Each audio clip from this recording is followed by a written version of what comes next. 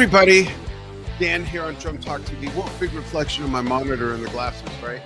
Hey, so big news, like real big news. Okay, yesterday, Friday, it was announced, and we covered the fact that Zak Starkey got zapped from the drum throne with The Who. And I was really suspicious about this when we announced it yesterday when John and I did the news report. And amongst other things, this is what we covered. This was the biggest news, I think, so far this year. And it just didn't make sense. Like Roger Daltrey said, the reason was because all he heard in his inner monitors was all drums, boom, boom, boom, apologized to the audience, couldn't sing in the key. Wait, what? Isn't there a monitor mixer?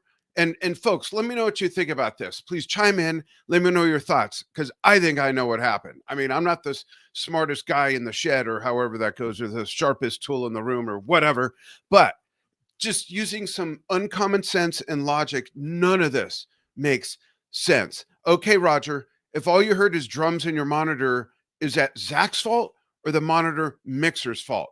Okay, like, come on, at 81, you should know better. So I think what happened, because now we learn that, oh no, they're embracing Zak and he's not leaving.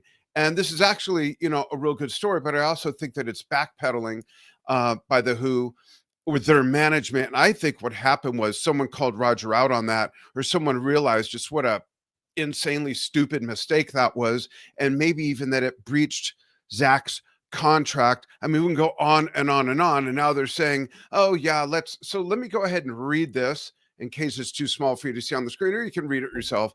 Newsflash, The Who backs Zak. He's not being asked to step down from The Who. Wow, really? That's crazy. There's been some communication issues. Yeah, you think? Personal and private on all sides that needed to be dealt with, and these have been aired happily. Roger and I would like Zak to tighten up his latest evolved drumming style to accommodate our non-orchestral lineup, and he has readily agreed. Again, I don't think that's the issue if Roger was hearing too much drums in his ear monitors, which he said yesterday, and which is how he apologized to the audience. Anyhow, he says here, I think this is Pete talking. Yes, I take all responsibility for the confusion. Our TCT shows at the Royal Albert Hall were a little tricky for me. I thought that 4.5 weeks would be enough time to recover completely from having complete knee replacement. Why did I ever think I could land on my knees wrong? That's pretty funny. He's been doing that for years, so bless his heart. Maybe we didn't put enough time into sound checks, giving us problems on stage. Okay, now it's all coming out, right? The sound in the center of the stage is always the most difficult to work with. Roger did nothing wrong but fiddle with his inner monitors. Zak made a few mistakes, and he has apologized, albeit with a rubber duck drummer. Wait, what? So, like, even if Zak totally jacked the song, the mix should still be okay. That should never be an issue for firing a drummer. Anyhow, you see it all here, and I just think that the whole thing was a big mistake. I think Zak is just an outstanding drummer, and probably the best drummer they've had in, as far, that doesn't sound right, because of course we've had great drummers with Simon Phillips. Others, my brain's just all over the place with this. I'm just really surprised that the excuse that was used was Roger's mix in his inner monitors to get rid of the drummer. For any band, that would be crazy. But for someone of this pedigree with this experience to say that and use that, I think is just a little bit nuts.